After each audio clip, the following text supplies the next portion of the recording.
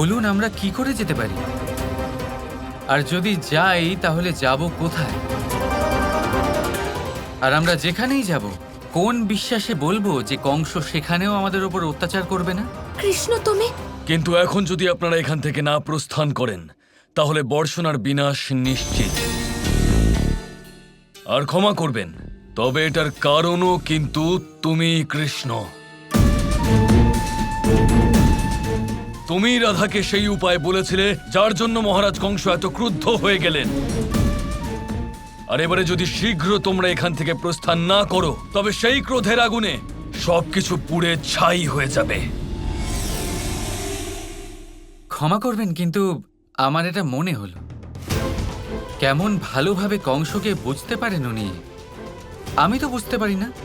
ওনার সাথে আসলে ঘনিষ্ঠতা নেই, যে রাজনৈতিক কৌশল ভেবেই এগোই আমি। সে যাই হোক, একটা প্রশ্ন আপনাকে করতে চাই রাধারানী। বৃন্দাবন কোনো স্বতন্ত্র গ্রাম নয়, বর্ষণারই অন্তর্গত। আমি ঠিক বলছি তো?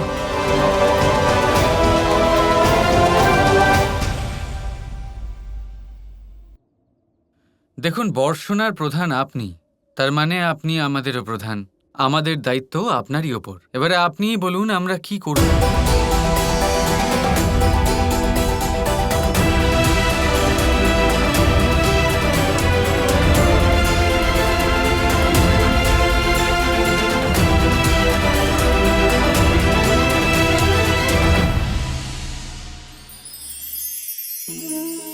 জীবনে আপনি এরকম মানুষও দেখবেন যারা এটা বলে, ভাবে, নিজেকেও বলে যে উনি সেই এমন ব্যক্তি যার মতো আমি হতে চাই।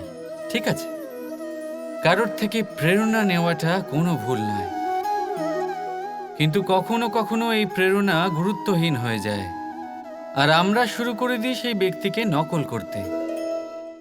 এখানেই থেমে যায় আমাদের উন্নতি। এবারে দেখুন,